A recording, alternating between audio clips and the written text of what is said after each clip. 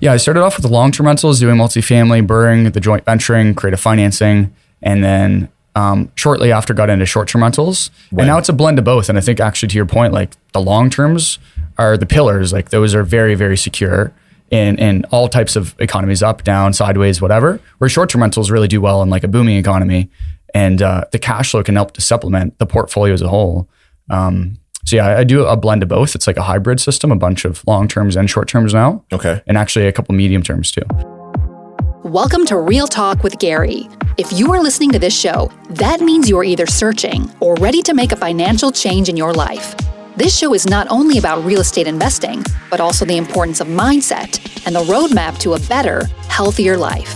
Learn the daily routines of successful entrepreneurs and the latest market strategies and trends to stay ahead of the curve. Ready for some down-to-earth, north-of-the-border Canadian talk? Here's your host, Gary Hibbert. All right, welcome back. And today I've got Riley Oickle, and he is a real estate investor. He's a mentor, and he specializes in multifamily residential investing, using the BRRRR strategy and also joint ventures as well too. And through his journey of buying his first income property, he realized that there's this real need in the marketplace to help people go through this process more easily, along with purchase and rental properties focused on Airbnb. And today he owns a real estate portfolio, listen to this, worth over $8 million. He helps beginners find, analyze, and purchase cash flowing properties through coaching. And while doing that, he's also building his own portfolio and rental properties. And so we dive into short-term rentals and maybe why your short-term rental isn't working. We touch on almost everything, like how do you furnish it? What kind of amenities do you need? And actually, which ones do you really, really need? We touch on cleaners. How does that all kind of come together and work? Maintenance and emergencies. The difference between Airbnb and VRBO, which one's better, and their fee structure. The importance of using AirDNA. The importance of having a really good guidebook at your short-term rentals, insurance, and a whole bunch more. So we really kind of dive into this one. He is a wealth of knowledge, and if you're having issues right now with your short-term rentals, I think this is a good one for you to listen to. All right, what's happening? Well, right now, again, you guys know we're still in our little summer hiatus. All of our events, however, are up on our Smart Home Choice website. So you can head over there. You can check them out. Now, we're still waiting on all of the guest speakers. So we're working on that. But here's what you can do. You can actually now start to save the date. So you can put those in your calendar so you know exactly when we're doing our webinars, when we're doing our live mastermind event, when we're doing our fast start classes, when we're doing our property tours, all that good stuff. All right. And don't forget, if you're enjoying the podcast, hit pause for a second, head over to iTunes or Spotify, leave a little review, and then come back and listen to the rest of the show that I did here with my good friend Riley. All right, and with that, take care, and I will talk to you guys next week. Today's show is brought to you by McMurter and Associates. McMurter and Associates is a real estate and estate law firm who can be your legal partner for every major event in your life. If you are planning your estate, selling or buying a home or an investment property, they can definitely help. With over 30 years of experience, the firm's objective is to prevent you from worrying about the legal aspects of your transaction. From the beginning, McMurter and Associates will provide you with straightforward legal advice and a no surprises policy where you won't be hit with a legal bill you did not expect. Riley, how you doing, brother? Excellent. Good, man. We're live. Glad to be here. Yeah, I'm happy to see you as well too. Thanks again for coming out to our last mastermind event. You rocked it. I had a great time. Like what an awesome group that you have there at Smart Home Choice. Yeah.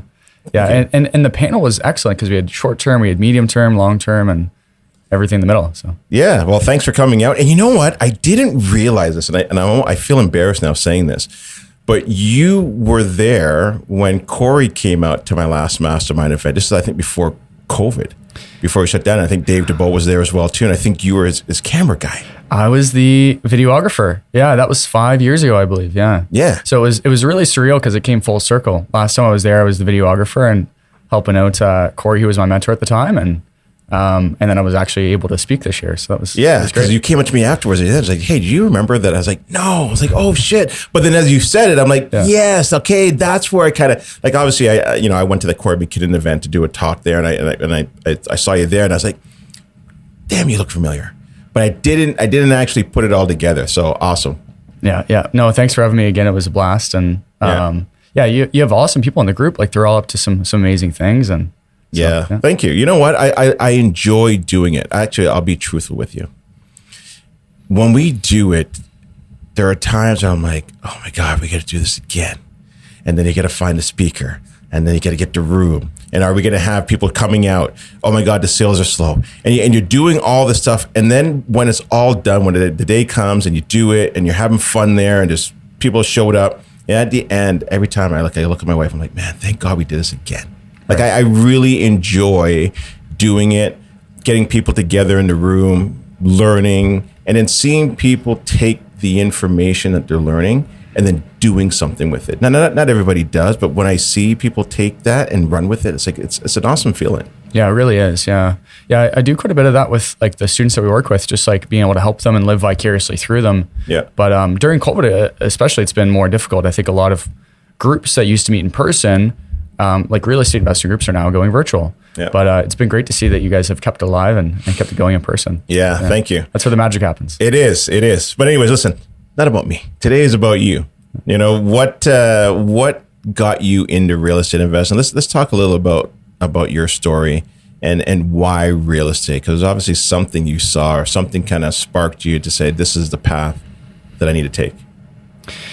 Yeah, I think it was a combination of things looking back. It's always interesting to see the path because you don't really recognize what's going to happen looking ahead all the time. But looking back, it was a combination of things. Like the first was, I was super young. I was like 18, 19. I was very, just like, I want to use the word entrepreneurial, even though it's overused. But I think deep down, like I ran strawberry stands as a child.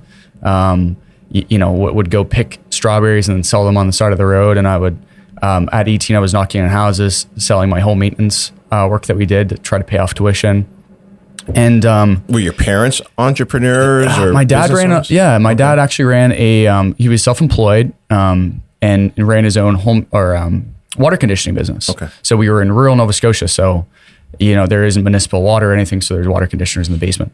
So he did that. So I watched him as I was growing up, but didn't really recognize that anything was different. I just thought that was normal, where he's on the phone all day and talking to people and organizing work.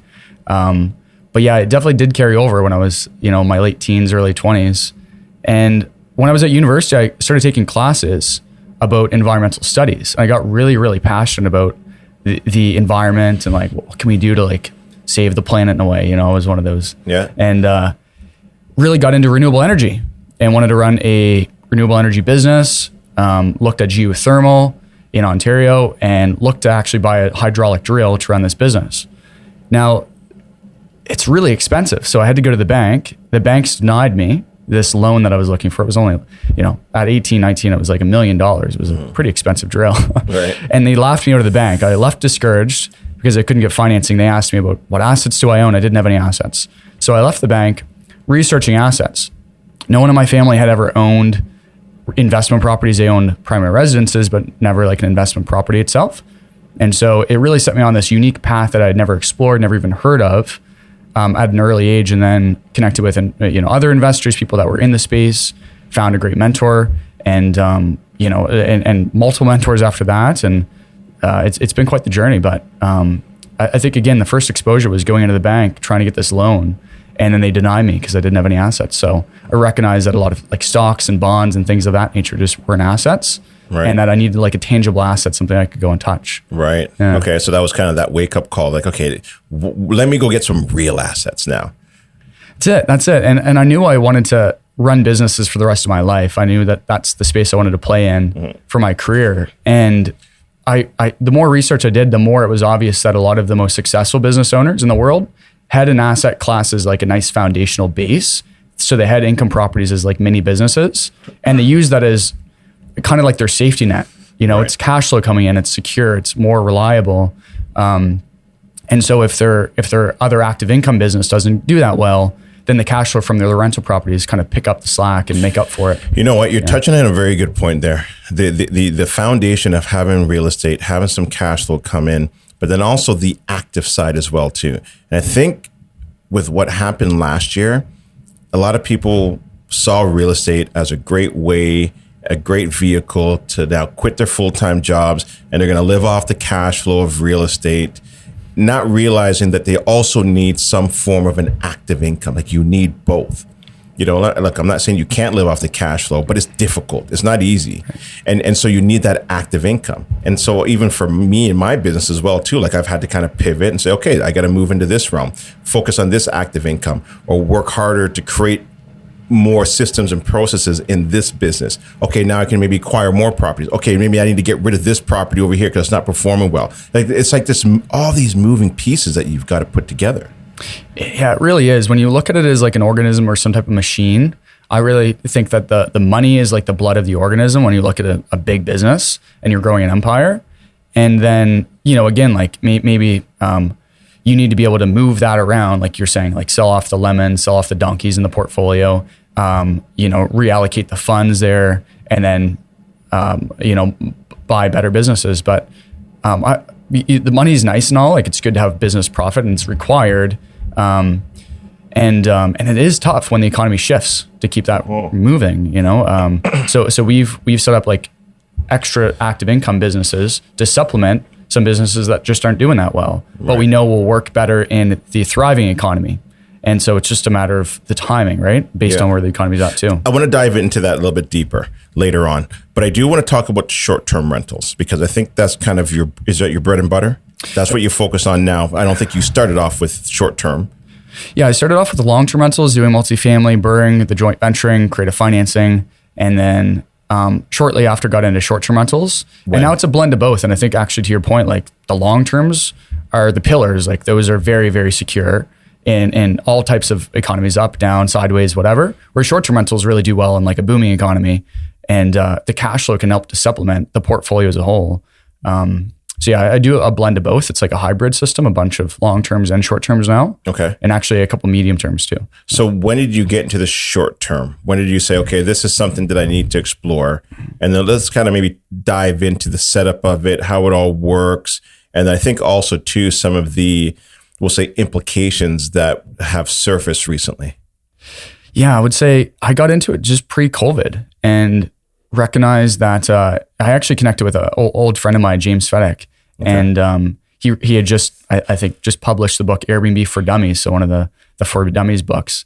And so we're really world-renowned in the Airbnb space. We reconnected because he had been running like a co-hosting business in the short-term rental space. And then I was like the real estate investor, so I had a bunch of long-term rentals. And so it was just a matter of time before we got in each other's ears, and we were like, oh, like let's just combine skill sets here. And so we went out and we bought quite a few short-term rentals immediately after, and they all did really, really well. How did you buy them? Somebody's listening and they're like, okay, what do you mean you scaled and you bought a whole bunch? Like, you make it sound like you just went out to the grocery store and just bought like a bag of lemons. Right? It's not that Fair simple. Joint venture partners, like it was a matter of finding someone that had the money in the mortgage. Yeah. And then we came in with the skill set. Short-term rentals can be a very highly active business if you allow it to. And because we had good systems and a really great team in place, we were able to come in and make it somewhat still passive for us, but added just a ton of value to the partnership.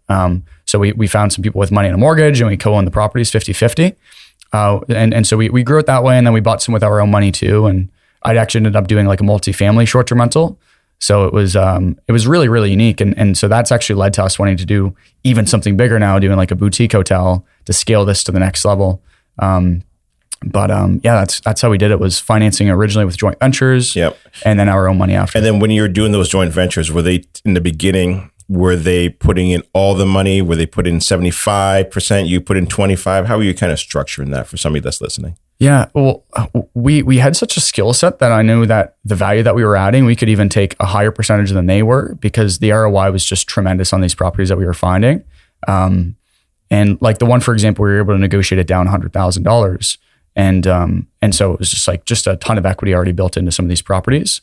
We did take a 50-50 split. So we took 50% equity and 50% cash flow. Mm-hmm. And then obviously they took the other 50%.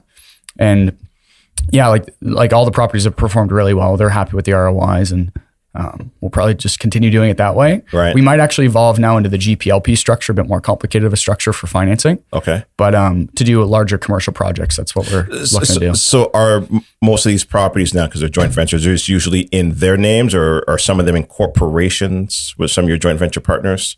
Yeah, they're in their personal names. Okay. Yeah, they're all in their personal names, and then they're the one on title and on the mortgage. Yeah. And then we have the joint venture agreement. That just again will allow us to be the active partner. Okay, so you get into the short-term rental space. Where do you start? What type of properties are you focusing on first? And then how did you evolve it into what? Because then I think you also went into cottage country as well. That's right. Yeah, well, we actually started in cottage country. And where? Kawarthas? So it was in the Kawartha Lakes. Yeah, we started in the Kawartha Lakes. My place. I love the Kawarthas. Yeah, it's excellent up there. Yeah. Looking at the entry point, we wanted to find high value assets. And so the big distinction was like a vanity market versus a value market. We saw in Muskoka as like more of a vanity market. Mm-hmm. It's like the Louis Vuitton of Ontario. Like, people go up there and you buy the brand. But we really wanted to buy more so like a valued asset. And so we saw the Kawartha Lakes as that opportunity.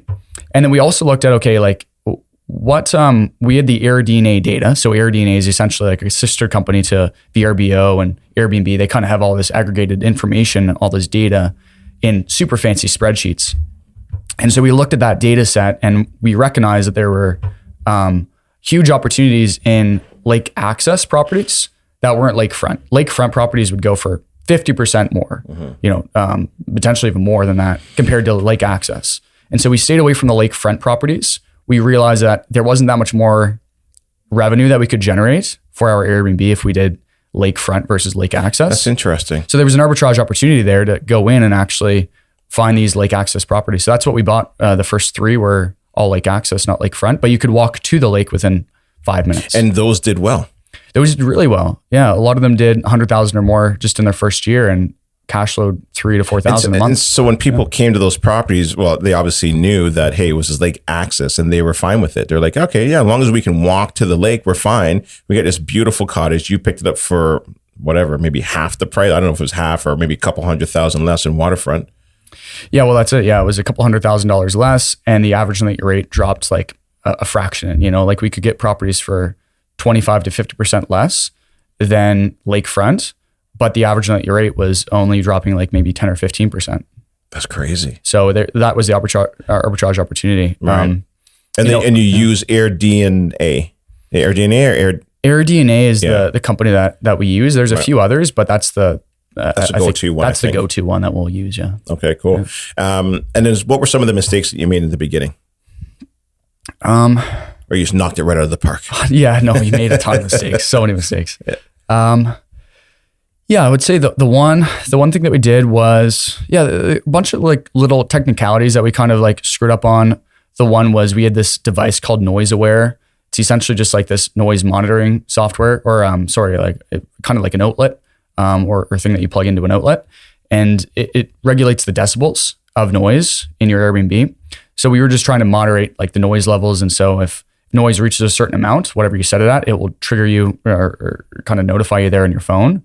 So we had notifying you like us or the property manager, whoever it might be that's kind of running the show there. And so, we set these up and one guest actually complained that the Noise Aware was a violation of like something like spying on us. Mm-hmm. It wasn't like basically tracking anything that they were saying. It was just, it's just a noise monitoring. Right, like decibels. Decibels, exactly. Yeah. And so Airbnb actually shut us down. This was the first time ever. It shut us down for one of the properties for, I think it was a week or two.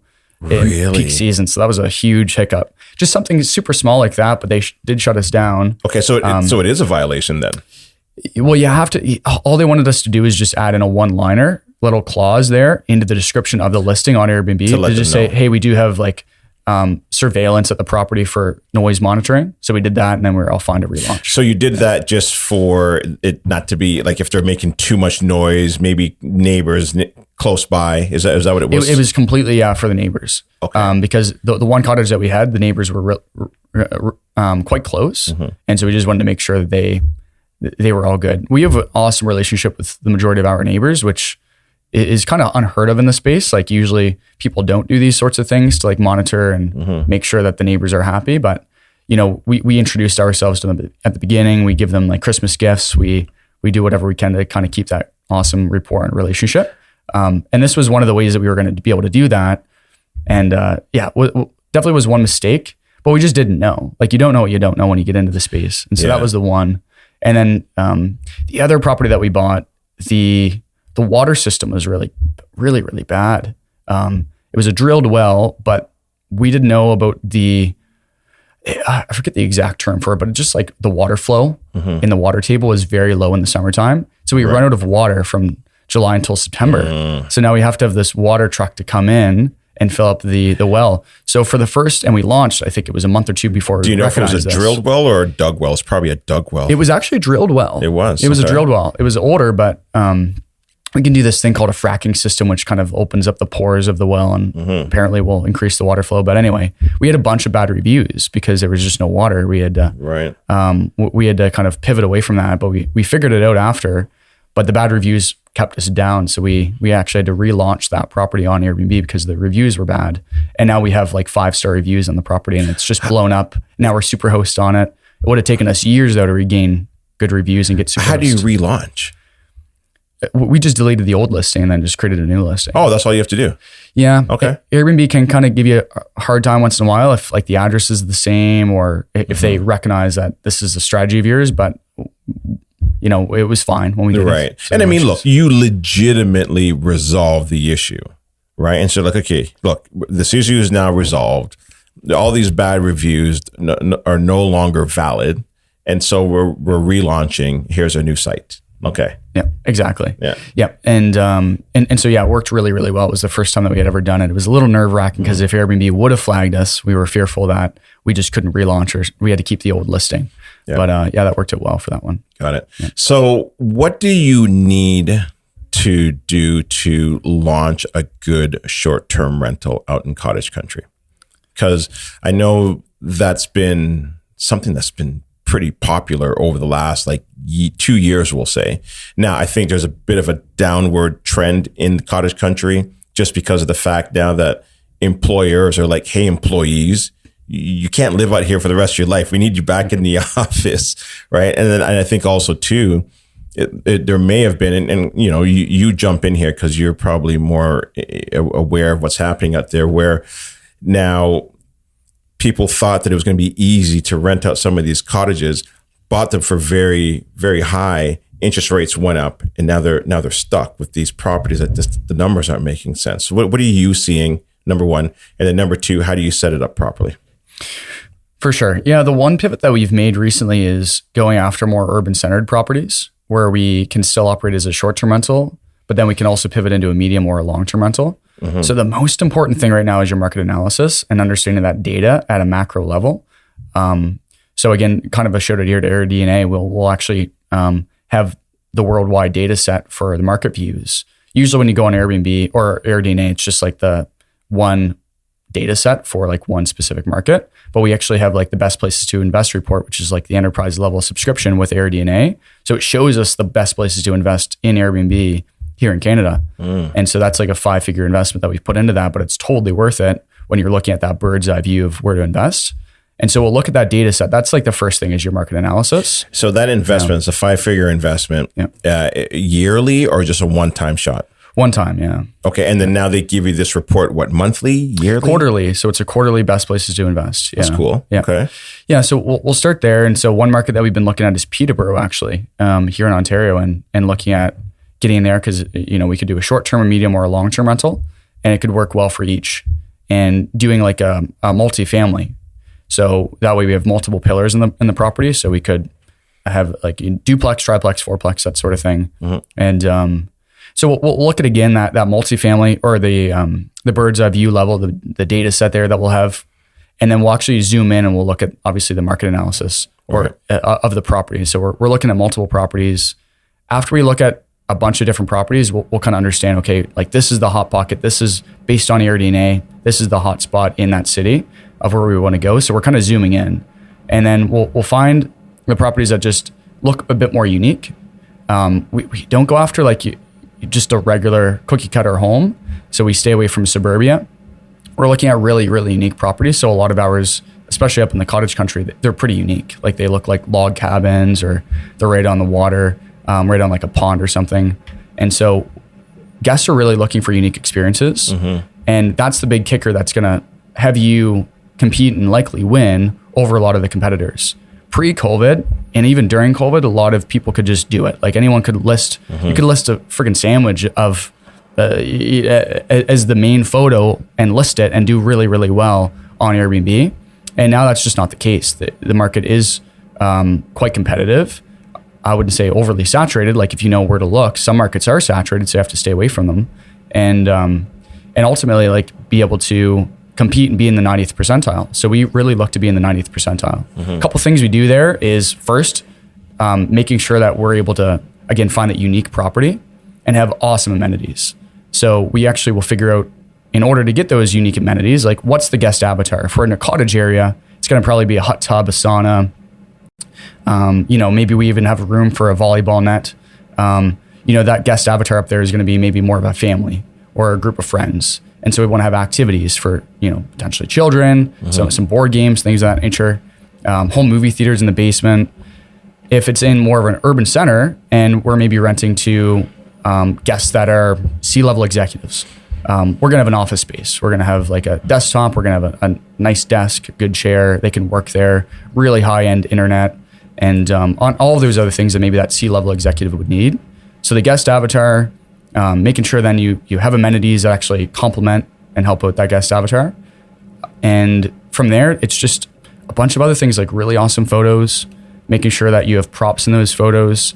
Props? What do you mean props? Yeah, like in the photos, just actually having them see themselves living in that space when they come.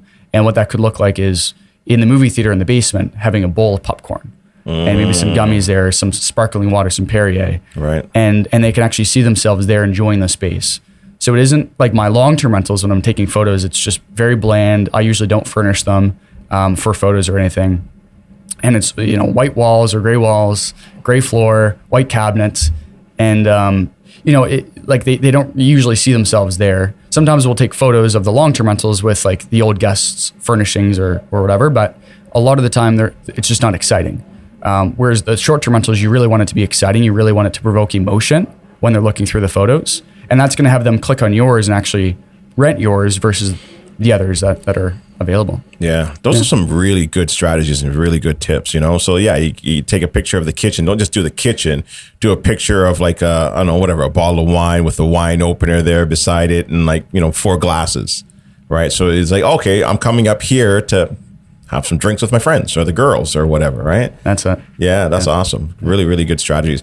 How hard and how long does it typically take to set up a short-term rental? So you buy the property, you're looking for all these different amenities and unique features in the property, but humans are needy, right, man? They need towels, toilet paper, forks, knives, spoons. Are you also looking to buy all of that when you're buying these properties, or a lot of times are you having to go out and do all that yourself?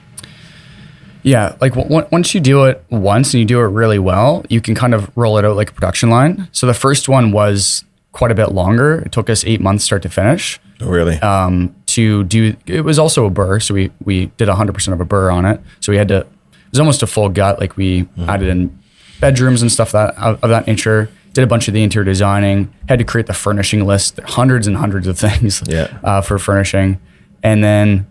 Yeah, I definitely start to finish from the time that we started looking until the time that it was up and we actually had our first guest. It was about 8 months. Okay. But then since then, we've been able to get that much better at it, and it's usually 3 to 4 months start to finish.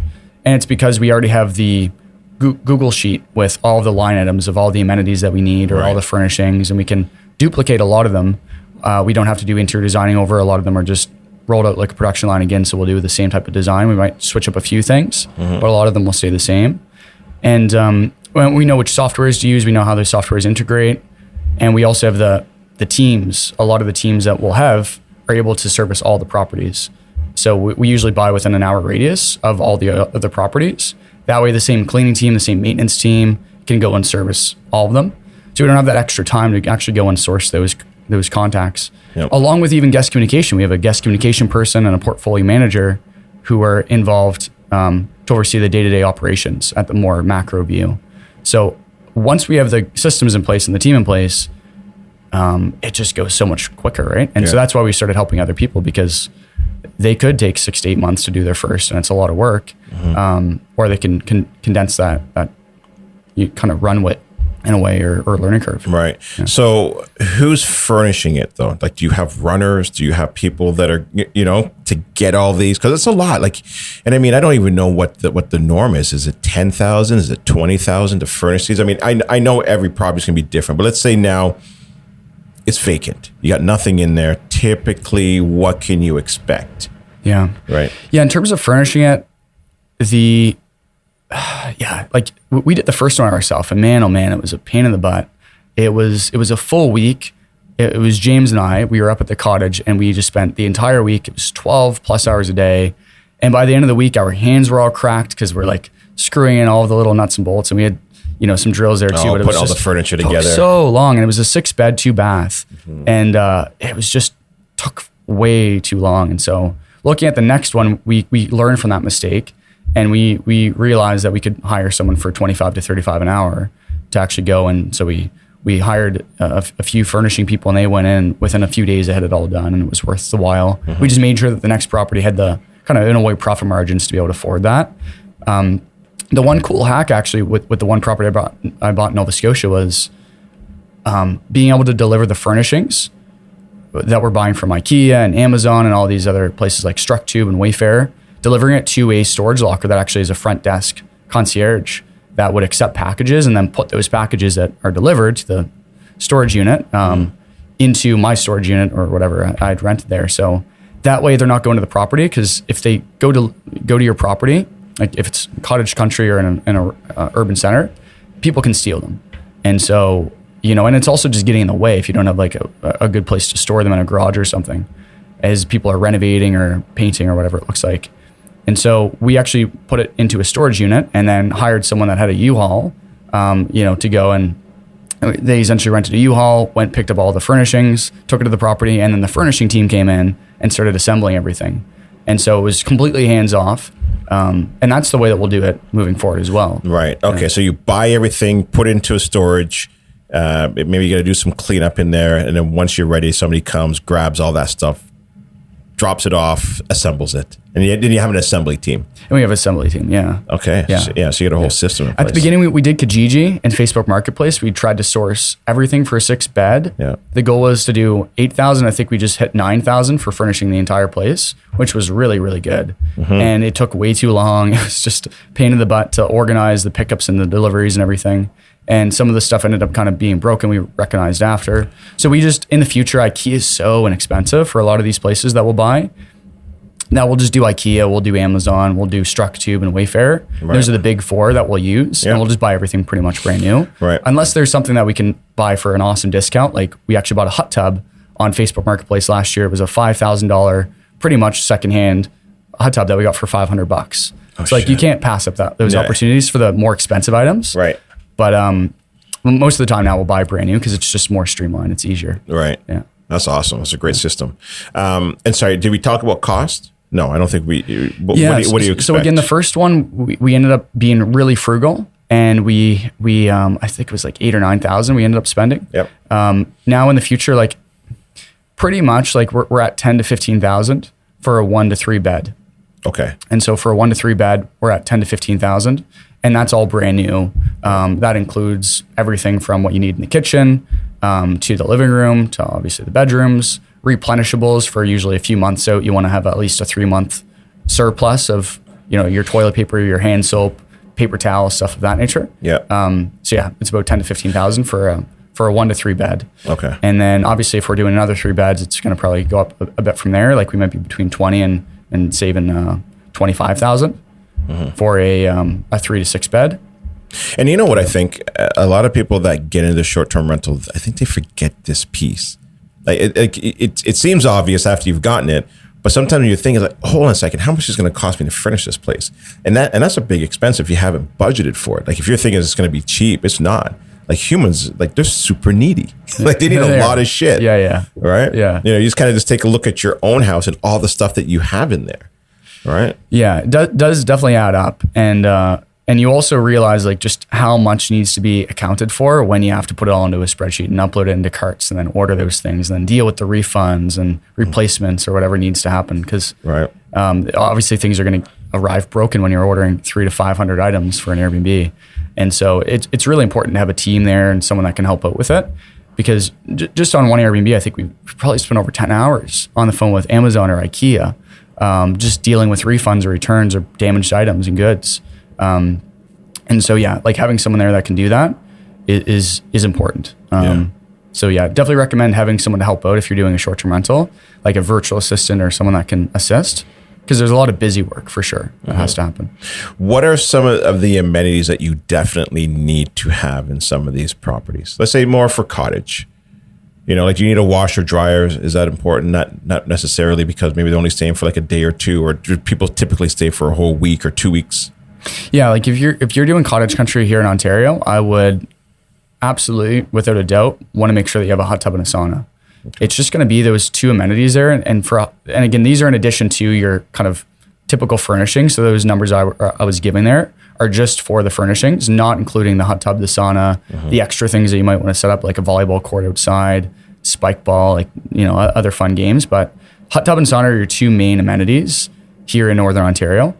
And the reason why is a lot of the cottages just won't perform well if you don't have good amenities to attract people up there in the wintertime.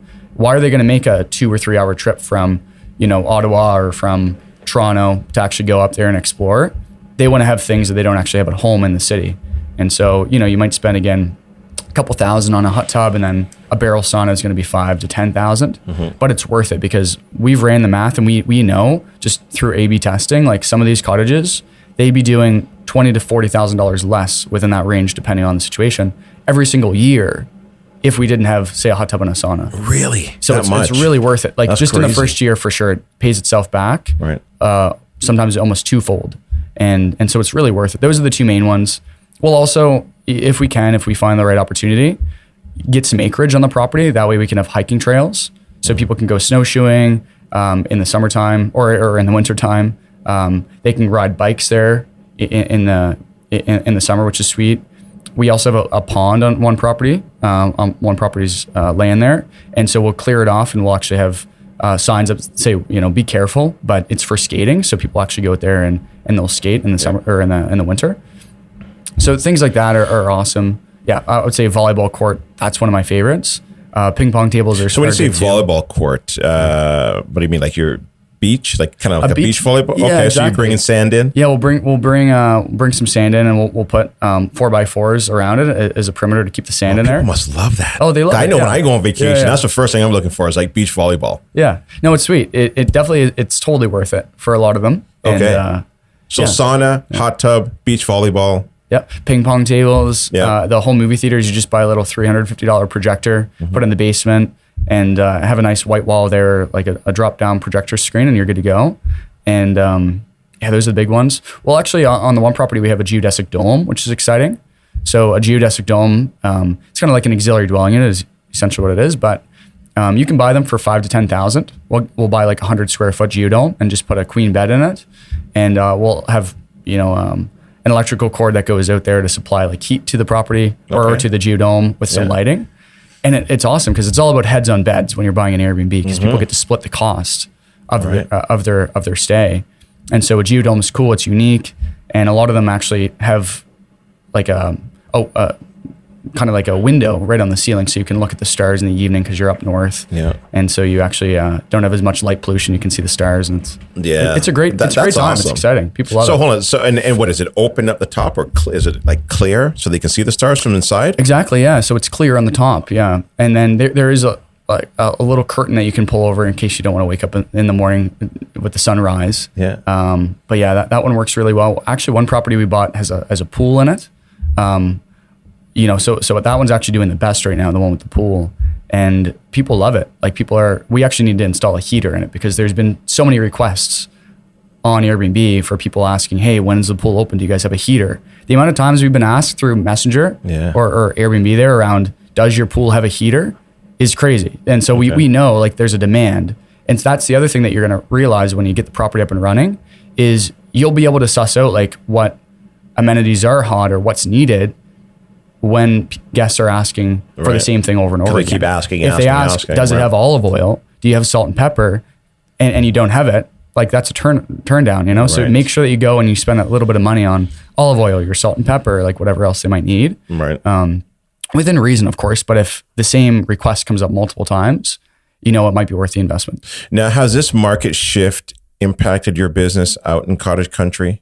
Have you seen a decrease in people like having to bring the prices down, or have you been okay just because of the uniqueness that you have in some of your properties?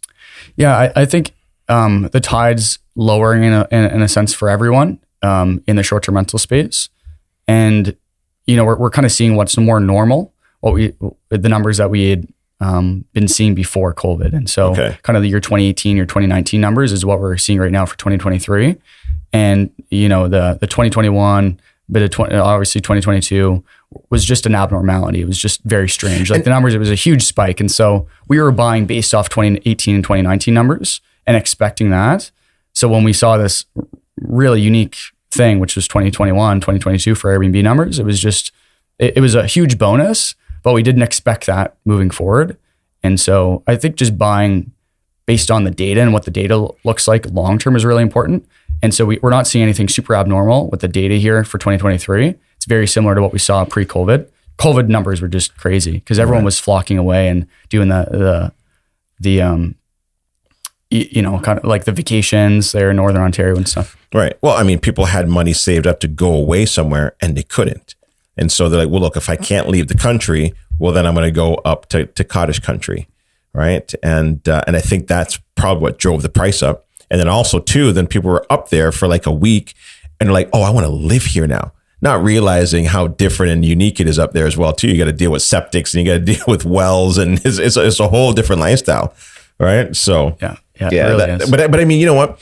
That's good though, at least. So you started at a really good time to be able to, when you started in 2018 or 2019, to say, oh, these are normal numbers. And then all of a sudden, hold on a second, this is really abnormal. Because now you see this crazy spike. You're like, oh, okay, they're kind of back to normal now. Which is, I think, the first time I've really kind of heard that from somebody saying, we're normal. This is what we saw the last 2 years was abnormal. Like, you know, give yourself shake your head a little bit here. Just give yourself a head check. Yeah. I think it's all perspective, right? Like I spoke to one of my mentors here a few weeks ago who's been investing for just decades. And he had said when he was investing back in the 80s, I think interest rates were like something like 11%. Mm-hmm. And he, you know, for us right now, we're like, well, that's crazy. 11% interest is nuts. Mm-hmm. And he said back then that was the heyday. He was so excited to invest at 11% because prior to that, they were seeing interest rates at like 18%, 19, yeah, 19%. And so it's all perspective. Mm-hmm. And now when we saw like 1.5% interest, you know, now 4% or 5 or 6%, it's just crazy high. It's, you know, it's all perspective. So it is perspective for sure. And listen, and here's the thing right now. So if we're to take a pulse of what's happening in the market, you're seeing a lot more home buyers out there as opposed to investors. And the way that I look at it right now is like, this is a great time for investors. Like this is where if you can make properties work at this number, then you've got yourself a good deal, you know, compared to like where it was at 1.5%, you know? And I think people, and here's the other interesting thing too, is like people are like, man, I can't wait till it goes back down to 1.5. Well, look, man, you might be waiting for a very long time. Like I don't have no crystal ball, but if that's what you're waiting on, well, then good luck. You know, like you should be able to make deals work in any market. You got to run your numbers just be sophisticated and go out there and you know, run your numbers properly. Yeah. No, this is a great conversation because it's kind of like the glass is half full conversation where it's either half full or half empty. And I think it's again, that perspective thing. But when the interest rates were low, the same people that were complaining that purchase prices were so high are now the same people that are saying, well, I'm not buying right now. It's just not the right time because, well, interest rates are so high. But, you know, on the flip side, it's like when interest rates are high, purchase prices are lower. And when, you know, interest rates are low, then purchase prices are higher. So you know, as long as you're using, like you said, kind of those fundamentals that work in up markets, down markets, sideways markets, then you're good. And so, yeah, I think that's important, right? If we wouldn't have bought during COVID, we would have lost out on a huge opportunity to build the portfolio that we had built. And we think the same thing now. It's just making sure that everything that you're doing works in all the different scenarios. So when we're running our analysis, we'll bump up the interest rates a few percent. Yeah. To make sure that, hey, if the interest rates do go up, we're okay if we stay in a variable rate mortgage, right? Yeah, 100%. And look, man, those people they're always going to make excuses in any market. I remember this one quote that I heard is from Jim Rohn. It's probably one of my favorite ones, where he said that it's not that it's too expensive. I say this to my kids all the time. It's that you can't afford it. So instead of now shifting the blame and saying, inflation is high. Yeah, I get all that. Or this is too expensive. Just like put the blame on you. Like, oh, I can't afford it. Because there's other people out there that can afford it. And then how can they afford it? What are they doing? And then just go out there and figure out how to afford it and stop complaining. Yeah. That's a really good point. And it's always, how can I afford it? Not I can't afford it. And I think, that's the shift. So, and I think Jim Rohn, he also has an awesome quote just around like your income will never surpass your personal development level. And so I've always been a big believer in like investing in myself for my knowledge, my education, and making sure that, I'm kind of well-rounded in those other aspects. So that will always allow us to run a better business and be a better leader and stuff. So 100%. Yeah. Just kind of going back into the short-term maintenance and also cleaners. How do you kind of deal with that? Is maintenance a big issue? Do you find that with the short-term rentals, you have a lot more repairs and upkeeps to the property? Yeah, without a doubt. Like there's just no way that we couldn't have it that way with a long-term rental guest or tenant, I should say. If we do a good job screening and putting them in place and they're resourceful, they might message us or ask for something once a year. Mm-hmm. And so it's pretty hands-off. And there's just one person there. So they keep good care of the place. But when we have a short-term rental, there could be 100 plus guests in and out of the property. So natural just wear and tear happens as the guests are there. So what we'll do is we'll make sure to budget that in to the analysis when we're looking to buy the property. And usually for maintenance, for a long-term rental, we'll do like a 5% of gross rev per year, setting aside for maintenance and repairs. Yep. For a short-term rental, we'll do up to 10%. Okay. And it's just because we know that it's going to happen. So as long as, again, it's in the spreadsheet, then we're all good. Yep. Then it's just a matter of finding a really, really good boots on the ground person that can do your general maintenance and meet new contractors that might be needed that have tickets like for plumbing, electrical, stuff like that. But yeah, like maintenance is an ongoing thing for the short-term rentals. But even with furnishings, like just furnishings will get broken. Airbnb actually is an awesome thing though with something called air cover. It's essentially their liability now, so it makes getting money back for damaged items from the property really, really easy. I believe it's up to $2 million. So we've had coaches broken and other things broken, not regularly, but once in a while, and we just file it with Airbnb, and Airbnb just gives us the money for it. So. What breaks a lot? Like, what about like wine glasses? Do you put wine glasses or do you plastic wine now or glasses? Or, you know what I mean? Yeah. We do have glass everything. Okay. We have pretty robust glassware. Like we do have some wine glasses. Those will break once in a while. That's when we're going to have extra wine glasses. But the hot tub, those can be a pain in the butt. And so it's a love-hate because they do generate awesome revenue and the guests love it. But to keep those clean, it's like where they're just so regularly used, like we have to clean it out like once every 2 months for sure, like where we empty it and then refill it, which is actually quite a bit. And so I don't realize how much water's in that thing, right? Yeah. I would say that's the big one. What else? The one property is actually just run on electricity. So the breaker panels are always switched off. So we have to kind of have someone to go in and look at that. Like I think last year we had 3 electricians to go up and look at the electrical panel. Mm-hmm. But what else? I think that's it. Like glassware. Yeah. Glassware is the big one. Wine. You got wine spills. Yeah. A couple wine spills. Like we'll go through probably 3 or 4 linens per year, sets of linen. So like that'll be like a whole bed sheet or something we'll have to throw out. So somebody spills a whole bottle of wine or a glass of wine on the bed. Yeah, it happens. Especially when like people are going inside and they're bringing in mud and then they're jumping in the bed or something. There's mud on the linens, but There's really not been that much, which is awesome. Okay. Yeah. Okay. Yeah. What about cleaners? You got your cleaners, they go in right afterwards. Are they usually pretty good? It's going to be difficult, I guess, finding a good cleaner, or is it pretty easy? Yeah, this is one challenge that we've had that I believe we've solved pretty well. At the beginning, we had a main focus on like finding meticulous cleaners that were, just up to our standard when it came to the detail orientation for the cleaning. Mm-hmm. And so we were very, very like strict on like everything here needs to be cleaned. We need to get up to like the 98th percentile or 95th percentile for like cleanliness. And so we realized that's not necessarily the most important thing, but more important than that, it's actually just reliability, that they're going to show up. Because if we have a cleaner that's able to do a 95+% cleaning job, but they are a one-man show, or they kind of leave us high and dry even once a month, that's a huge issue. So what we have is like a cleaning team that actually have a few individuals under the company.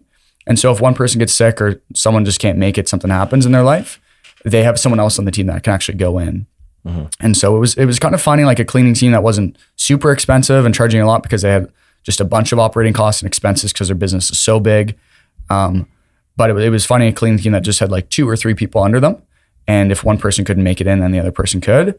And we were less strict then on like the detail orientation of the cleaning. Like we were okay with like a 70 or 80% clean. Everything didn't have to be completely spotless. It was going to be okay. Like you don't go in a hotel and take out a magnifying glass and start inspecting it. Right. That's kind of what we were doing. We were being very strict with that.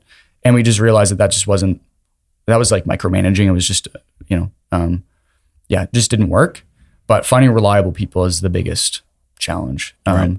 You definitely want to talk to as many cleaners as you possibly can in your entire city that you're looking to buy in, and vet them and screen them and have at least 2, if not even 3 different companies at the ready in case one can't make it. At the beginning, actually, what we'll do is we'll test out a few. If it's a very tight kind of interviewing process and we have like 2 or 3 competitors, we'll actually have each of them tested out within the first month of operation to just see who does the best job, who's the most reliable. And then through that kind of month test, then we'll be able to pick the best one and stay with them. So after somebody's booked, like, are you then booking the cleaner right away? So somebody books from Monday to Friday, and you're leaving Friday morning. Do you book that cleaner Friday morning? Say, hey, I need you to go there for 12 o'clock? So what we actually have is this is where software just comes into place, and it's so easy because you could text the cleaning team every single turnover that happens and say, you need to go in and clean today. And then let them know every single time that a new guest is about to check in. You could do that. And that's a lot of back and forth. And that can be totally eliminated with an awesome channel management software. The one that we recommend is HostAway. And so HostAway essentially will allow you to have the schedule right there for the cleaners and the maintenance team. And so if we're listing on multiple different platforms like VRBO and Airbnb, HostAway just allows us to have everything in one place. So it takes the schedules from VRBO and Airbnb, and so they don't overbook or overlap with their bookings. And the cleaning team actually knows like when the checkouts are happening and when the check-ins are happening. And if there is a last minute booking, like 12 hours or less, and the place just for whatever reason isn't clean, we'll call the cleaner and have them go in. That rarely happens. A lot of the time the cleaner has a lot of notice because they can just pierce the veil behind the scenes and look at the calendar, look at the schedule there, and know when the turnovers are happening. Yeah. And works really well. Yeah. I mean, look, it's when you've got that many moving pieces, like you really got to get that automation and systems and processes in place, right? Because you could be sitting there on the phone texting all day long, emails back and forth, right? And so it sounds like you really got a good system in place. What about kind of going back to maintenance? What about emergencies? How often do emergencies come up where it's just like, hey, there's no internet? Or, that's probably an emergency for a lot of people, or there's no hydro or whatever it may be, right? Yeah, it's funny. If internet goes down now, I think that's a bigger issue than if the fridge stops working. So like we don't usually have that many emergencies, but if they ever do happen, the portfolio manager has the phone calls coming in, and then if she can't solve that problem, then she'll call myself. But yeah, I think I've only had maybe 1 or 2 things in the last year that actually came up as like emergencies that she wasn't able to solve. But that's the idea, is that the guests actually have the phone number right on the Airbnb or VRBO platform for the portfolio manager, and so they can call if needed. And then get someone to speak to. We do have a guest communication person on from 7 a.m. to 7 p.m. In the off hours, though, they do have that, again, the portfolio manager's phone number to call them. But it's rare that something will happen after hours. Sorry, so you have a guest communication person. So for all your properties? For all the properties, it's one person that just does them all. Okay. Because there's a lot of back and forth. With my long-term rentals, the tenants might have a question once every couple months or something, or they might reach out once in a while. It's very rare that they will.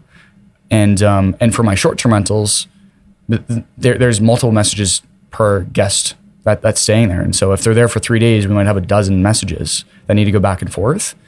We do have automation set up on the Host Away platform because they also do guest automation communication there. But for the more unique responses or inquiries, like we actually have to have a human being there to communicate with them. And so that's the guest communication person that we right. hire. I guess it could just be as simple as like, hey, where's the opener? That's it. Right. Hey, where's this? Hey, where's that? And that's just one cottage that could be 30 messages depending on the personality type, right? Like you just can't find anything. Yeah. And then one thing that we'll do is if the same message or question comes up multiple times that we can answer, we'll actually put it into our guidebook or guest book is what we call it. And so the guest book, I know the old way of doing it is you actually have a printed out kind of like a binder that you have at the property, but a lot of the questions actually come up prior to their arrival. And so we'll actually, as soon as they check in or as soon as they book with us, we'll send them our digital guidebook or guest book. And so the one that we use there is called Host Fully.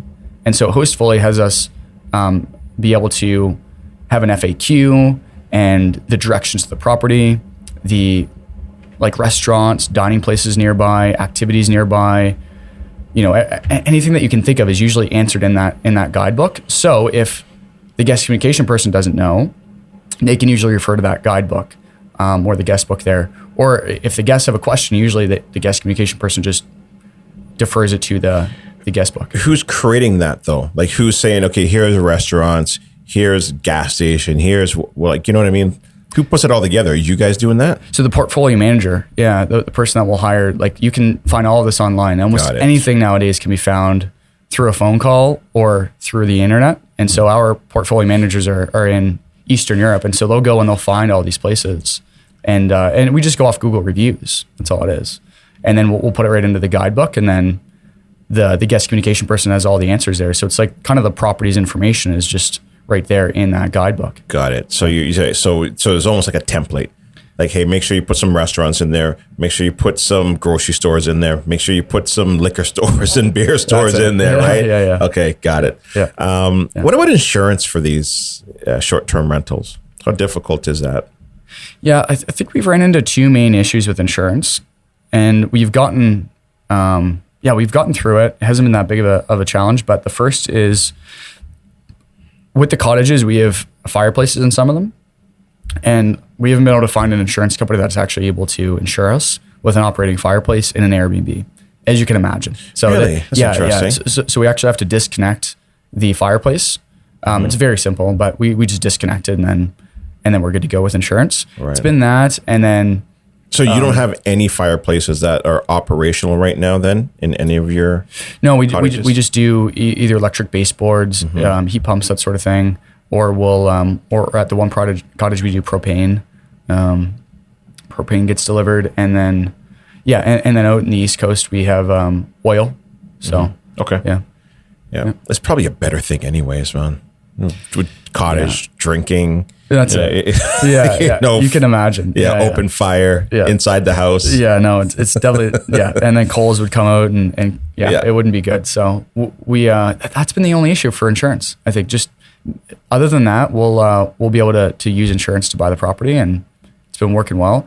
The banks can sometimes be a little hesitant on that. That can be one kicker is for financing. Yeah. The banks aren't usually keen on financing for short-term rentals, but when you say it's your secondary residence or a vacation home or something of that nature, works out well. Then you just have to make sure that your insurance works for that. But there's a bunch of different insurance companies. HMS Insurance is the one that I'll use with Brent McLaughlin, and he's fantastic. He can work with us on a bunch of different options for insurance with Airbnb. Now, with everything happening in the market right now, are you going to continue to buy cottages? do you still think there's some good opportunities out there? You know, using AirDNA as obviously your go-to to analyze what's happening in the market. You still think there's some good opportunities out there? Absolutely. I think there's lots of awesome opportunity with short-term rentals, and we're doubling down on it for sure. And then looking at the pivots into the plan B and the plan C, making sure the numbers still make sense for the medium and the long term. Mm-hmm. But Airbnbs just do so well, like short-term rentals do so well. And so we're going after the markets where the provinces are putting more money into tourism. And so Nova Scotia is actually one of those provinces right now that we have our eyes on. The HRM actually just licensed short-term rentals in Halifax and Dartmouth. So we're looking at the outskirts. Mm-hmm. But even looking at doing like a boutique hotel or a motel, I actually got inspired by a Netflix series. It was called Motel Makeovers. And there's these two girls that they actually got picked up by, it was Vogue magazine, and they have a Netflix series now. And they bought like this bed bug infested kind of like motel that was rented for $50 a night, renovated it, and now it's getting like $350 to $450 per night. And it was just cosmetic. You know, they were super frugal in their design, but it looks awesome. And it just crushes it. You know, they did an overhaul on the new website because it was kind of like this mom and pop outdated website, and nothing was like modernized at all. So they came in, redid the infrastructure online, rebranded it, and they launched it. It's called the June Motel, and it does really, really well. Where is this, in Canada or the U.S.? That's actually in Prince Edward County. So the first one was in Prince Edward County. I believe Prince Edward County had licensed short-term rentals just prior to. And so you can still operate short-term rentals, though, in a commercial zoning. Mm-hmm. And so they took advantage of that opportunity. And so same idea with like a place like the HRM in Halifax and Dartmouth. Where they licensed it, there's going to be a lot of people that just can't operate their short-term rentals. But with the province still funneling a lot of money into tourism, these people that are coming into the province need a place to stay. And so if you can actually get your hands on a good short-term rental, which would be for us in a commercial zoning area, then you're able to operate and really make the most of it. So is that what you're looking to do next? That's what we're looking to do next. Yeah. That's awesome. Yeah. It's been really exciting. It's been so difficult to learn, as you can imagine. There's not many YouTube videos on the topic. So are you looking at, have you found a few, like, are you hotels, motels that you're looking at right now that are just kind of just run down and poorly operated? It's like 10 to 40 to 50, you know, 10 to 40 rooms is kind of the range that we've been eyeballing. Mm-hmm. A boutique hotel by definition is under 100 rooms. And so we're looking at 10 to 40 right now. That kind of tends to be the sweet spot for what we're looking at. And we want to be able to have a front desk concierge or a little cafe in there, or a cocktail bar, maybe even a restaurant. And so that's what we're looking to do. And there's been quite a few opportunities, many of which are off market. You can't really find them on the MLS easily. Right. But, you know, finding realtors that actually have those connections is important. Obviously, like yourself, Gary. Right. I'm sure you'd have a few up your sleeve. But yeah, like that's been sweet. That's interesting. Okay. And have you found anything that's interesting? You have to give us location? Not yet. Okay. No, we've been hunting now for about 6 months. A lot of it's like preliminary research and understanding like the analysis, you know, how that works, and then looking at the systems. Like, do we have the cleaning team internal, like in-house, or do we do it external and have a contractor team come in and do it? Right. Same idea with the maintenance, like, you know, even like the call center and the operating system that they're using to book all these. Like, there's probably a lot of different moving pieces to it, right? And I think it's been a slow evolution from the single family short-term rentals into this, because if we didn't do that, I don't think we could actually take on this type of project. Mm-hmm. It'd be just so overwhelming. I don't think the learning curve would be very, very extreme. But now with our base knowledge with single families, we're evolving and scaling up into boutique hotels and motels, and looking to do that. And now the question becomes, do we adopt a brand name like the Ace Hotel, or obviously that's more of like a hotel, not a boutique hotel, but like something like the Drake Hotel. And there's a bunch of other names that we could kind of lean on for their systems and their branding, or do we create our own brand? So we're kind of at that fork in the road right now. And yeah, that's interesting. There's lots of pros and cons. Yeah, because I mean, essentially you're going from, the greenhouses to the Red Hotel, but you're just doing it in a different space, right? In a different space, in the hotel space. Yeah, here in Ontario, we just didn't want to really scale with the long-term or the LTB being the way that it is. And so we just made that decision through the experiences that we had to be able to go and do this. But that's what we're doing. That might be interesting.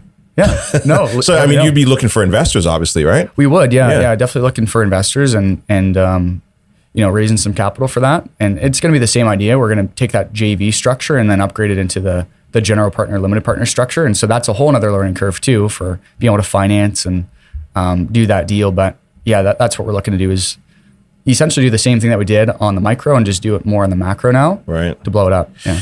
Yeah. Listen, that's very cool, very exciting. That's usually what I kind of ask at the end, is like, hey, so what are you doing next? But you beat me to the punch. But I think it's exciting. I think it makes a lot of sense. And watching your journey, I think you can do it. You will do it, without a doubt. Yeah, we're determined. And then the other thing is, there's just no rush. Like, we're being patient. Right. I found like one thing that I experienced when I was doing my multifamily long-term rental investing was I was very, almost in a way, ego driven. I was like competing with other investors that I knew and wanting to just do more and looking at the numbers. How many units do I have? How many units do I have? And so kind of over that now, looking at just going slow and doing it for ourselves, doing it for our family. And so the why has changed. And so that was the other learning curve that I had, was like detaching from that and doing it for our family. And it just, patience is going to be so important for this project. And so we're slowing down our buying of singles and multis and looking at just going after one big project and doing it super, super well. That's awesome. Yeah.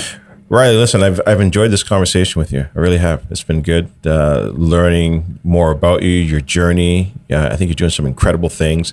What would you say is one thing that you've learned in this pursuit of what you've been building that's really helped change your life and get you to where you are, and to kind of maybe even give you some guidance and footing to where you're going? Yeah, I'm still pretty young in comparison to maybe quite a few investors that I get into rooms with.